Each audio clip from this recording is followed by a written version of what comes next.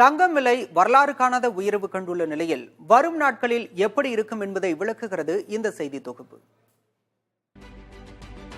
2024ஆம் ஆண்டு பிப்ரவரி மாதத்தில் அந்த ஆண்டுக்கான குறைந்த அளவாக தங்கம் ஒரு சவரன் 45,920 ரூபாய்க்கு விற்கப்பட்டது.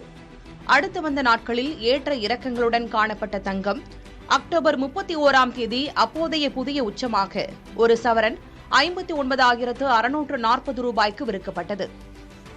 இந்நிலையில் நடப்பாண்டின் ஜனவரி 22ஆம் தேதி வரலாறு காணாத ஏற்றமாக ஒரு சவரன் 60,200 ரூபாய்க்கு விற்கப்பட்டது. அமெரிக்கா உள்ளிட்ட சர்வதேச நாடுகளில் நிலவும் பொருளாதார சூழல்கள், பல நாடுகளின் மத்திய வங்கிகள் தங்கத்தை போட்டி போட்டுக் கொண்டு வாங்குவதும் தங்கம் விலை அதிகரிக்க காரணமாக கூறப்படுகிறது. உள்நாட்டை பொறுத்தவரை திருமண சீசன் என்பதால் தங்கத்தின் தேவை அதிகரித்துள்ளதும் விலை உயர காரணமாக கூறப்படுகிறது.